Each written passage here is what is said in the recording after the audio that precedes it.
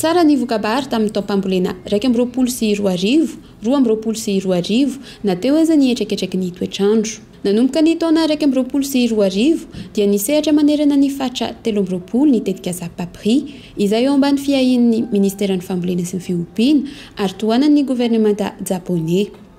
Nanatanteraka fivoriana ny 4 Jolay 2022 tao amin'ny Hôtel Colbert Antaninarenina ireo komity mpandrindra ny tetikasa anaovana ny tatitra sy andanina ny rindran-damina hitondrana ny tetikasa ho amin'ny taom-pampiankarana manaraka.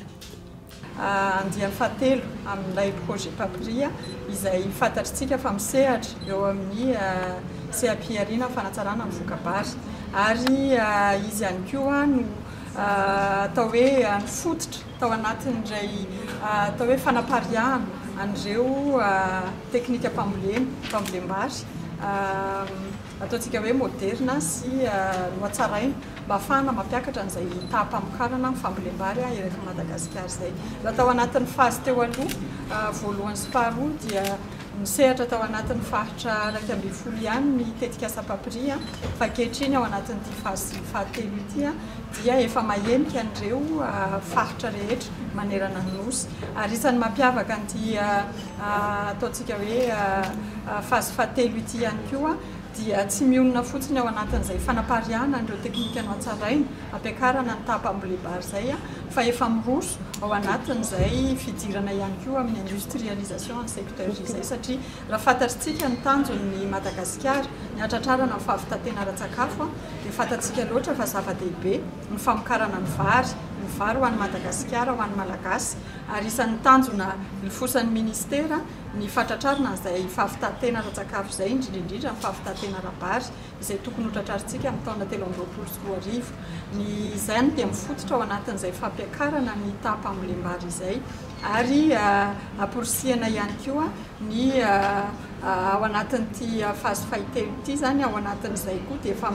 mitsinjo sahady an'ilay tanjona ny ahafahan'ny Madagasikara manondrana rehefa tratra ny fahavitantena mba ho mpanondrana vary ihany koa isika ary izay no nametrahana misy site modèle valo izay napetraka ao anatin'ity fazy fahatelo ity